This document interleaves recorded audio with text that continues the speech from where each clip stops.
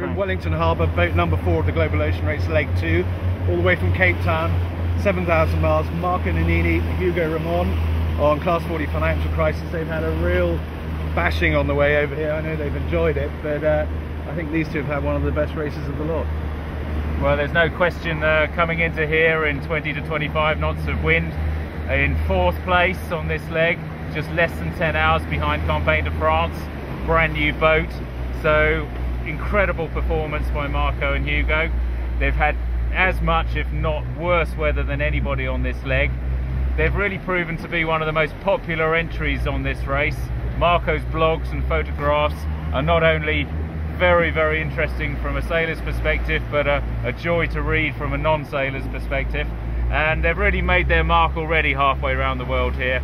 So a huge welcome to them here and a well-deserved 4th place.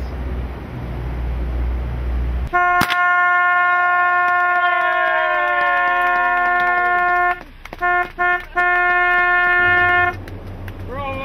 You can only put 3 on board. Well done, pal. Bravo, mate. Right, Marco, Hugo, how glad are you to be here? It's absolutely fantastic to be here. Extremely pleased with the results. I know we only took 4th place, but hey, we were so close to Campagne de France. An excellent result for us to be so close to such, great sailors and such a quick boat.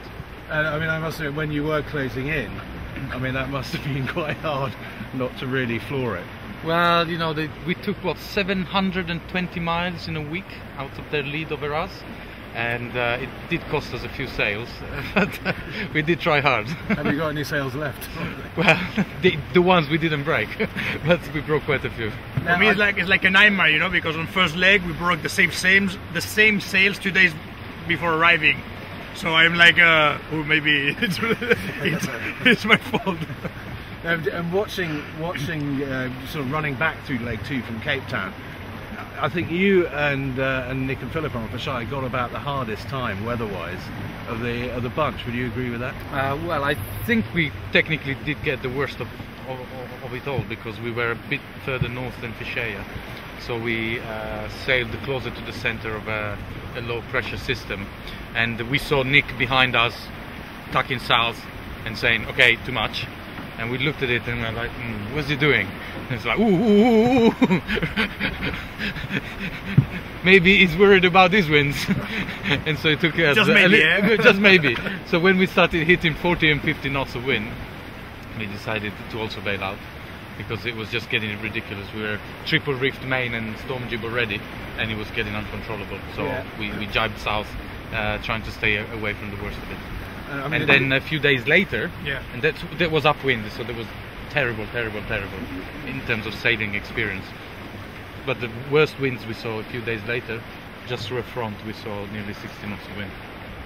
And were you concerned, I mean, majorly concerned for the boat? The structure, we didn't really know what was going on.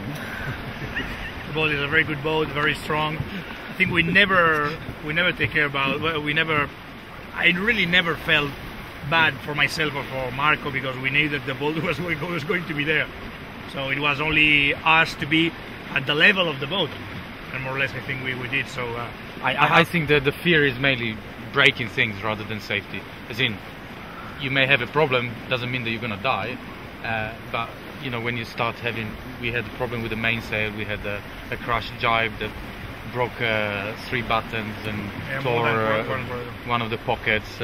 And other accidents like this, and losing sails, so it's not so much like you are in danger of life, but all these damages add up. And I think the biggest fear is to break something when you're so far away from land that you just think, how long is it going to get me to take me to get there? In 60 knots, I mean, you can set the boat up, and then what would you lock yourselves down below and shut the door? Yeah, pretty much. Yeah. But yes, we had to close the door because the wave was breaking, and well, we break the screen of the computer and the one satellite phone iridium because of a wave that pooped us and crashed over. The same wave that I was sleeping, and I crashed my head onto a bulkhead, and I was quite afraid, because usually I'm quite a rock, and I hurt a little bit myself.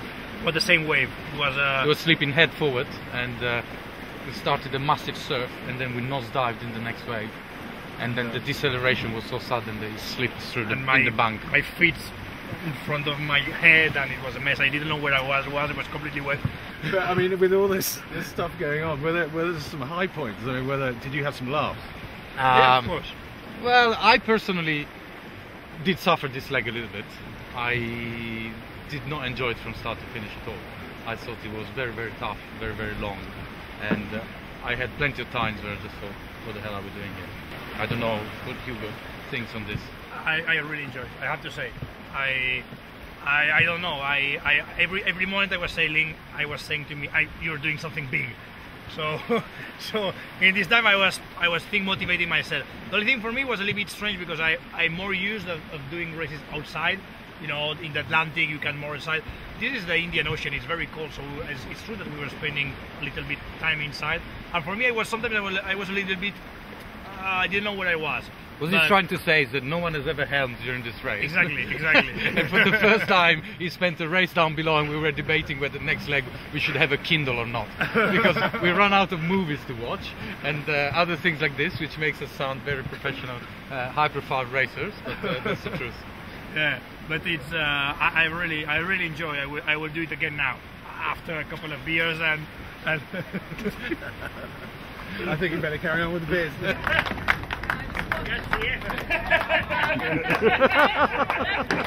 Hip hip! Hooray!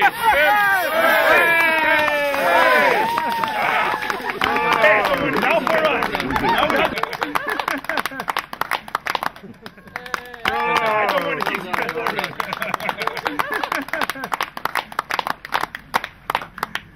Thank you for everybody. It's been very nice to ride here. The forecast for Wellington was showers of champagne.